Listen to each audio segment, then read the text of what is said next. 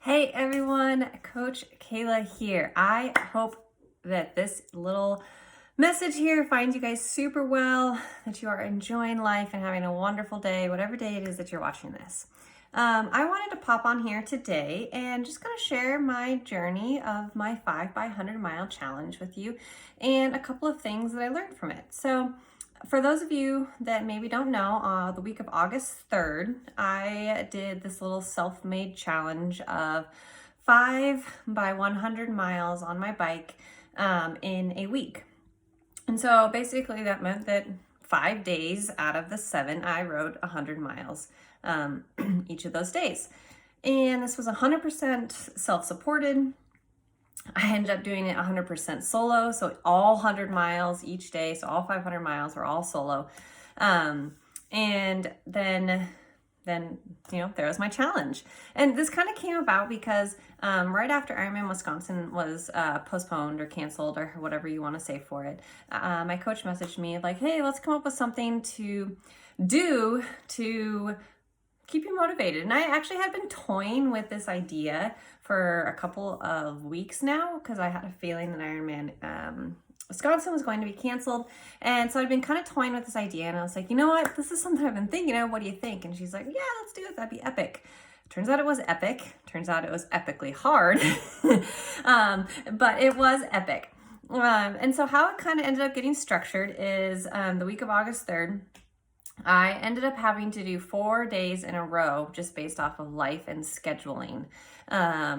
So I did 4 Monday through Thursday. Each of those days I did 100 miles. And then I took a rest day on Friday. And then the last day was my final 100 miler. And days 1 and 2 went really well. They were really great. I had some really amazing power numbers.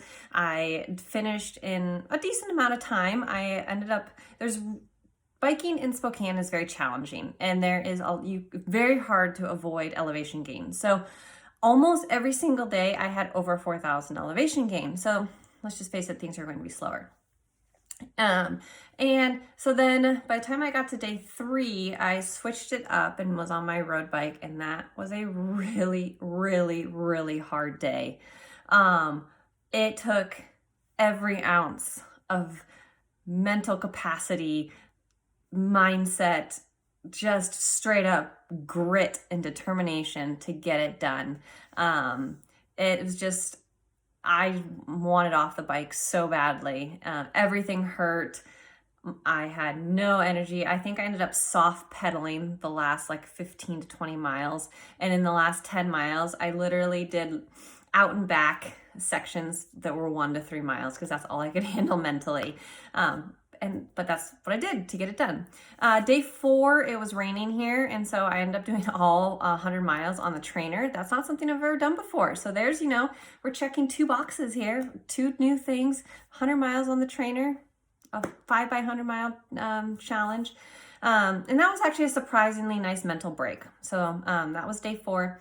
And then day 5, I ended up finishing fairly strong, probably not as strong as I would have liked. I was definitely pretty trashed by the time day 5 rolled around and was very much ready to be done with the whole challenge. On this day today that I'm recording this, we are now, it's now Thursday, and it's been almost a full week since my last day, and I can tell you I have not had the mental capacity to get myself on the bike yet.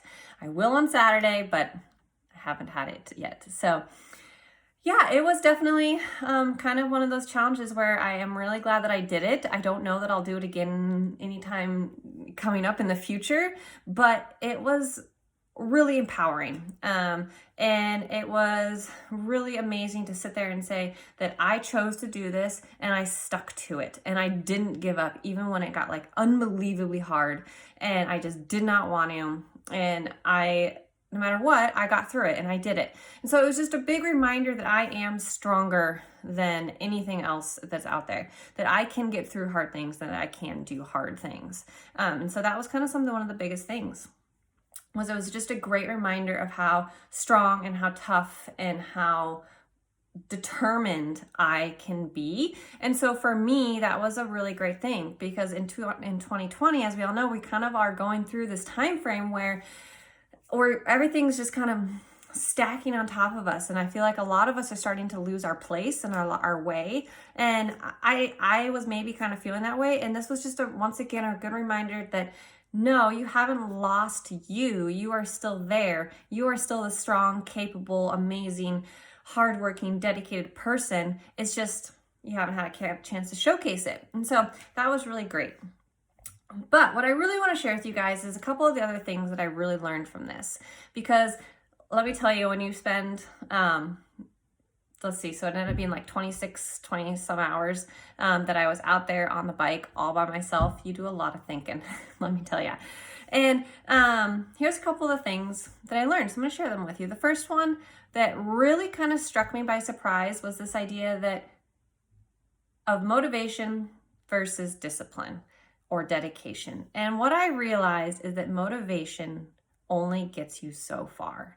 And motivation is not one of those things that gets you to be great.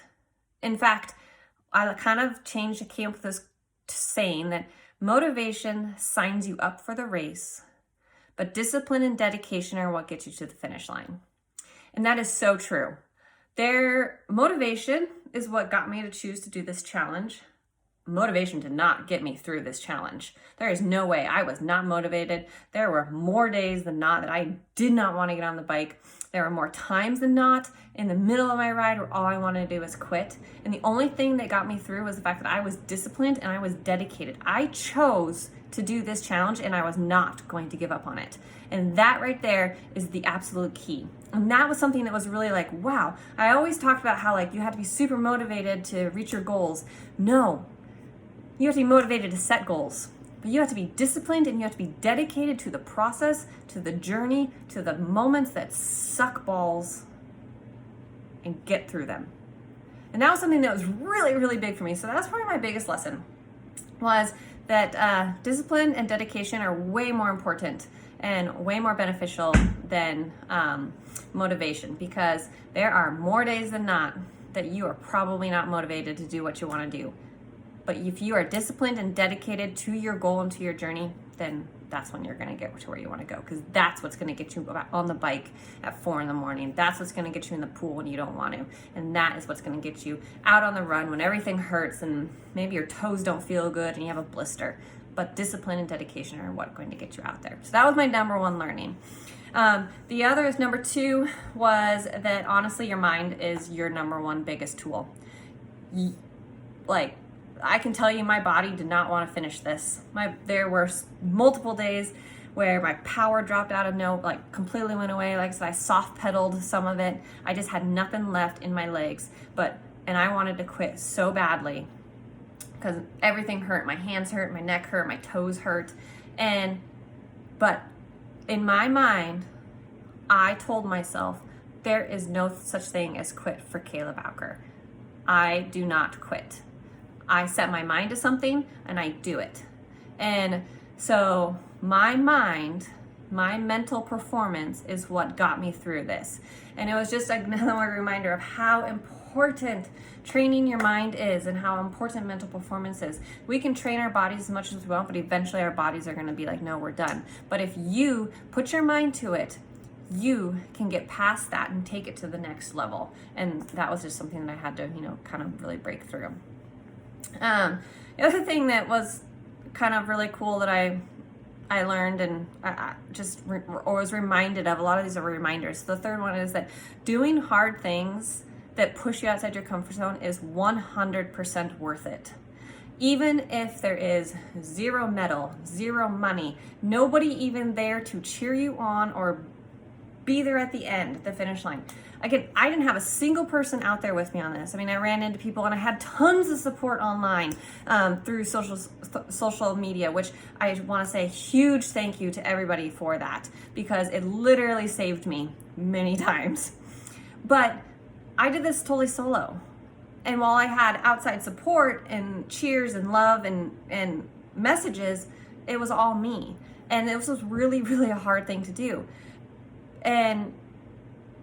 But there was no extrinsic value to it at all.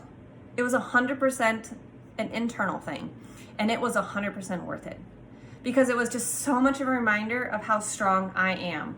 And it was just so much empowerment to do something that is really difficult and to do it with strength and grace and power and messiness, and just to get through it was so building for me. Like it made me feel stronger and more motivated and more disciplined, and to remind myself that, you know what, you can do hard things. And so do the hard things, pick the hard things, stick to them, even if they aren't perfect, because the end result is 100% worth it. And that was something that I really noticed. Another one that was, so number 4 was let go of your data, people.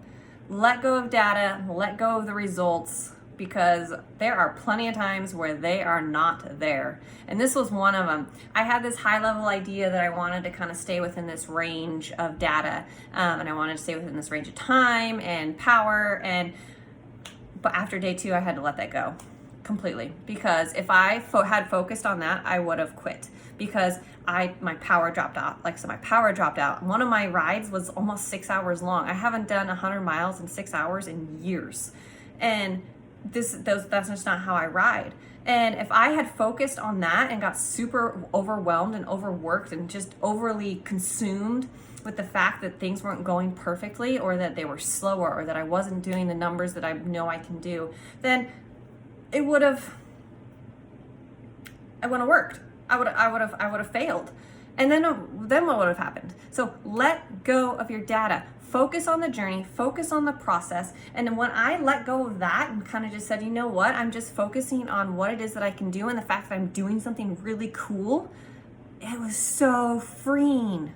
And I had more fun to an extent. But I didn't end my day frustrated. I ended my day feeling proud of myself. So if I had focused so much on the data, then I would have ended each day really frustrated, really angry, really bummed. But instead, I ended each day proud. Why? Because I let go of my data. I paid attention to it because it was fun to watch and it was cool to see how it changed each day, but it didn't matter to me. What was more important was the fact that I was completing something awesome and completing something really cool. So those were kind of some of my 4 biggest things. And as you can see, they were all mindset related, which was really crazy to me. I thought maybe I was going to learn something a little bit more, physically related. But your physical fitness is just a physical fitness. To get to where you want to be physically, you have to have it up here. It has to be 100% in the mind. If you don't focus on these things actually that I just told you about, then anything that you're working towards is going to be really hard, and you're going to always feel like a failure, because it's probably not going to get you to where you want to get to. So yeah, that was some of my biggest learnings, and there were things that I think I already knew, but I just needed to remember. So I hope you guys maybe found some sort of peace with some of these as well, and maybe you can use them in whatever challenge it is that you are doing, or maybe just in your journey right now. 2020 is a journey, and 2020 is a challenge as it is. And so maybe you can take some of these learnings that I, had to go through the hard way and make it a little easier for you. So with that, before I sign off, I really just want to do a huge shout out to every single person who messaged me during that week. I cannot tell you that how many times when I would stop at pit stop and get some more water, more Infinite, that reading your messages made my day. No kidding. They kept me motivated. They kept me going. They were something I looked forward to, knowing that, okay, if I get to here, I can read some of these, and I know that people are going to be there. And I thought about each and every one of you so often. I know one of my athletes, Katie, she messaged me something once, and I spent the whole time thinking about what it is that she said. So thank you all for your love and support and cheer and messages and everything. Seriously, I couldn't have done it without you. So thank you, thank you, thank you.